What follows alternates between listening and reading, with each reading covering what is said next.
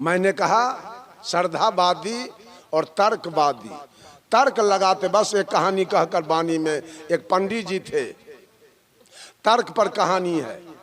तर्क माने होता है अनुमान, अनुमान माने होता है कल्पना। तो एक पंडित जी थे, एक पादरी जी थे, एक मौलवी जी थे और एक जादव जी थे। चारों में दोस्ती थी। एशिया का फेमस मेला है सोनपुर, हरिहर क्षेत्र। वो मेला लगा हुआ था कार्तिक के पूर्णिमा के। आई संत लोग कहीं भ्रमण में थे, याद आया कि सोनपुर मेला लग चुका है, उद्घाटन हो गया, हम लोग चले जरा मेला देखने। जहां थे वहीं से पांव पैदल चल दिए चारों दोस्त। उस समय गाड़ी घोड़ा की व्यवस्था नहीं थी, चारों दोस्त चल दिए। जाते जाते हाजीपुर कोनहारा घाट पहुंचते पहुंचते 9 बज गया रात। पंडित जी और चारों थक गए चलते चलते पांव पैदल। हाजीपुर कोनहारा घाट में एक मठ पर जाके चारों जने बैठ गए।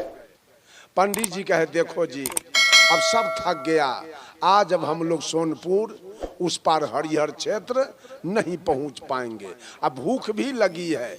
ऐसा करो कुछ भोजन बनाओ, अब भोजन हम लोग करें, इसी मठ पर रात्रि विश्राम करें, कल भोरे उठ के हम लोग यहाँ से प्रस्थान सोनपुर के लिए कर जाएंगे। कहा ठीक है।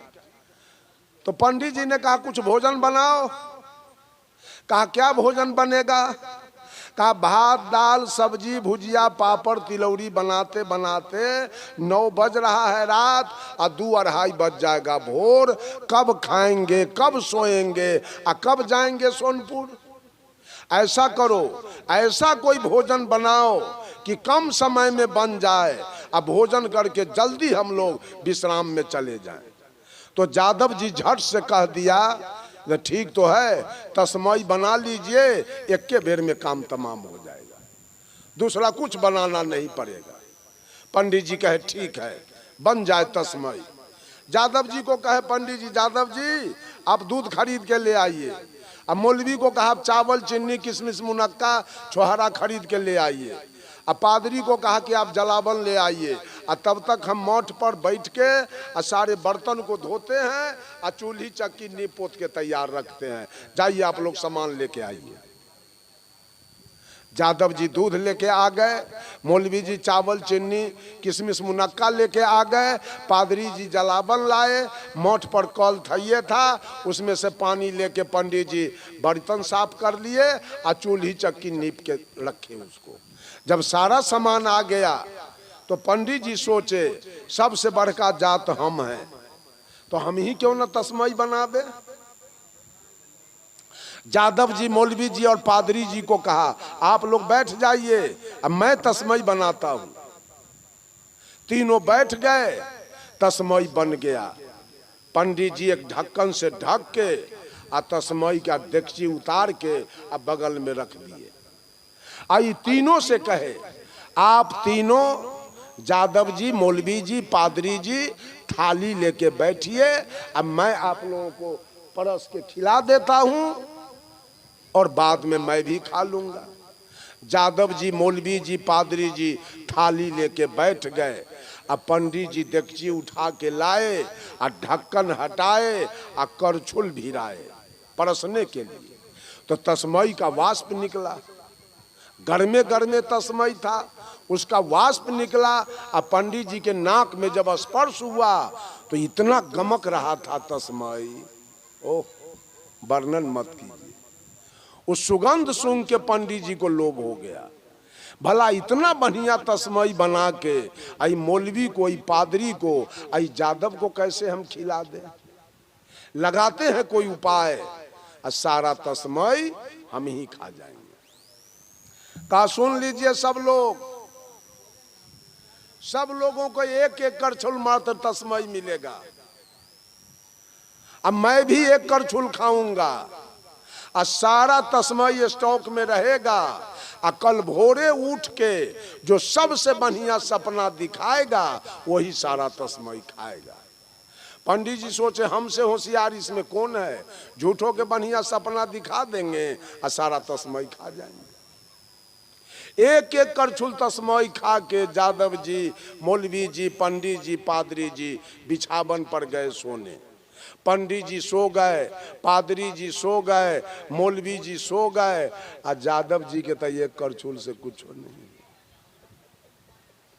ये बेचारा बिछौना पर चट्टर पट्टर चट्टर पट्टर, अब इसको नींदे नहीं आ रही एक करछुल से।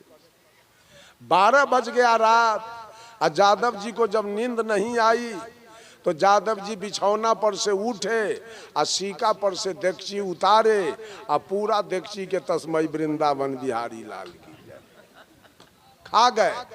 और खलिया देगची के ढक्कन से ढक के यादव जी और फिर सीका पर रख दिए और चद्दर तान के 12 बजे रात में सो गए। फोंप काट रहे हैं और 2 बजे रात में पंडित जी जगे, अनुमान है तस्मई पर। उठे और मौलवी को जगाए, मौलवी साहब उठिए। उठा मौलवी, आप अपना सपना बताइए। तब मौलवी खड़े झूठ बोल गया, कहा हम तो 5वां आसमान में अल्लाह के साथ सैर कर रहे थे। पंडित जी कहा बाप रे, तभी तस्मई मौलवी से बचेगा जो 5वां आसमान में अल्लाह के साथ ही सैर कर रहा था। पादरी को जगह बूझ गए जी तस्मई मौलवी के हो गया।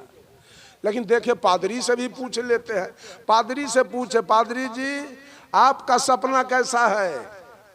तब पादरी कहा हम तो 7वां आसमान में ईसा मसीह के साथ थे। कहा बाप, ये तो 2 आसमान और बढ़ा दिया।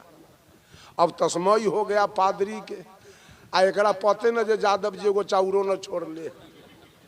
ये हनुमान के लड्डू खाइए दुनू, जना दुनिया भगवान के लड्डू खाइए, जो पूरब में है या पश्चिम में है। आ गाय खाइए आ भैंसी, भगवान अनुमाने न लगा रहा है। कोई देखा? हनुमान के लड्डू खा रहे थे। पादरी कहा 7वां आसमान में हम थे। तो पंडित जी बूझ गए, अब गया मौलवी फक्का में। अब तो तस्मई हो गया पादरी के, चूंकि 2 आसमान इसका भर गया। और यादव जी इधर खर खर कर रहा है। एकरा कौन चिंता है? तो अनुभव कैले सुतल है। अनुमान वाला नहीं ने जहन्नम में पड़ो। एकरा कौन धर पड़ी है? मौलवी साहब पूछा, पंडित जी आपका सपना कैसा है? ये खरे झूठ बोल गया पंडित जी। ये क्या कहा? हम क्षीर सागर में थे, अब विष्णु हमारे सिरहन्ना में बैठे हुए थे और लक्ष्मी हमारी पैर दबा रही। वाह, जकरा लक्ष्मी पैर दबावे ओकरा से तस्मई बचे वाला है। आई तो खाइते न रहत बेचारा, खैले तो वो सूतल है। अनुमाने के लड्डू बेचारा खा रहा है। बेचारा बूझ गया। अब मौलवी पादरी करेजा में मुक्का मार लिया। जकरा लक्ष्मी पैर दबावे तकरा से तस्मई बचे वाला है। वो दोनों बूझ गया जे हमर दोनों के हिस्सा एकरे हो गए पंडित जी के। पंडित जी सोच लिए मौलवी वाला हिस्सा हमारा हो गया, पादरी वाला हिस्सा हमारा हो गया, एक हिस्सा मेरा हुआ, तो 3 हिस्सा के मालिक हम हो गए। आ एक हिस्सा के मालिक नहीं, यादव जी सूतल है। एक जगह का पूछ लेते हैं सपना, एक बेर पंगत लगाएंगे। यादव जी आओ, 7 बज रहा है दिन। ओ यादव जी, ओ यादव जी। बेचारा तो 12 बजे रात में सुतबे कैल। यादव जी फुड़फुड़ा के उठ के बैठ गया। क्या बात है? अरे मौलवी के तरफ से तस्मई हमारा हो गया, पादरी के तरफ से हो गया, और एक हिस्सा मेरा है, तो 3 हिस्सा के मालिक हम हो गए। तो यादव जी कहा,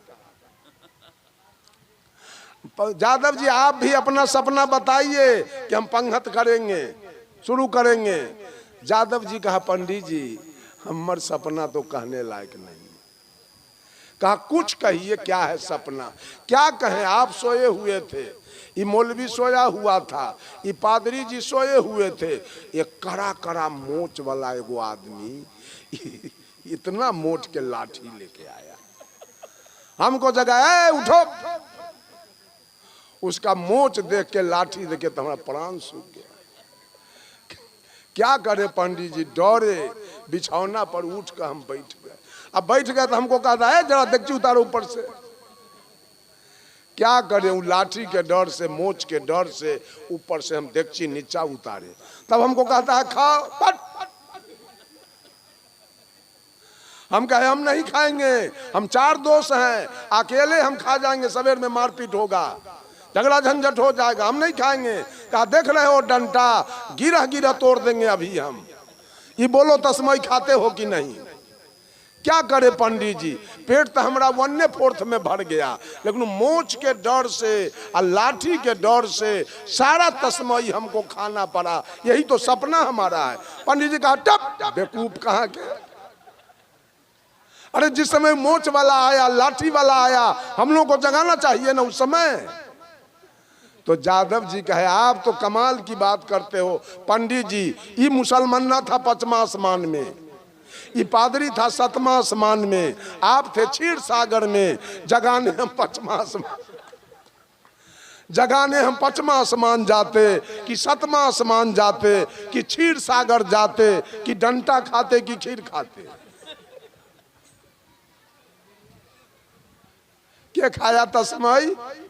अनुभव करने वाले जादव जी तस्मई खा गए और अनुमान लगाने वाले तीनों जहन्नम में चले गए।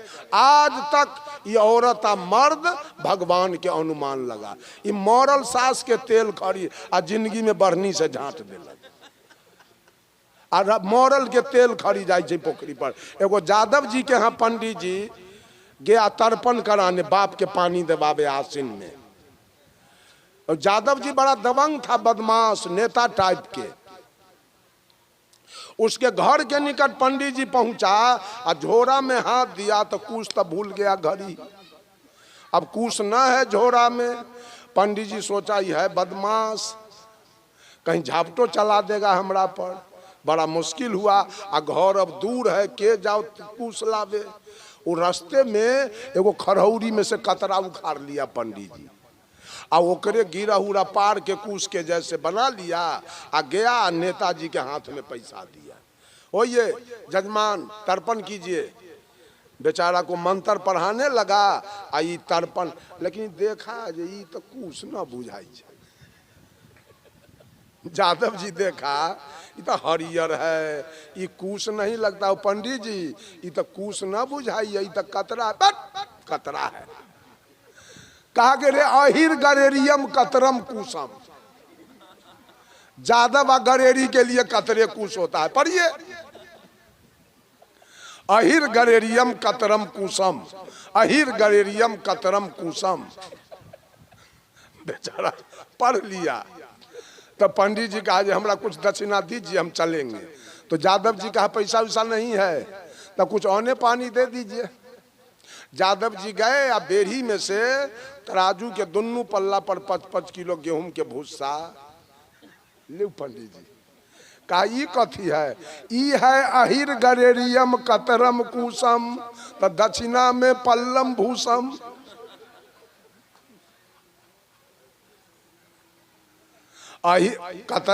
कतरा अगर कुश नहीं होता है तो भूसा भी दक्षिणा नहीं होता है, और कतरा अगर कुश होता है तो भूसा भी दक्षिणा होता है। लेना है तो लीजिए, ना तो जाइए। बंधुओं, अब 12:36 हो गया है, फिर अगला सत्र होना है। अब यहीं पर अपने वाणी पर मैं विराम लेता हूं। बोलिए सद्गुरुदेव की जय।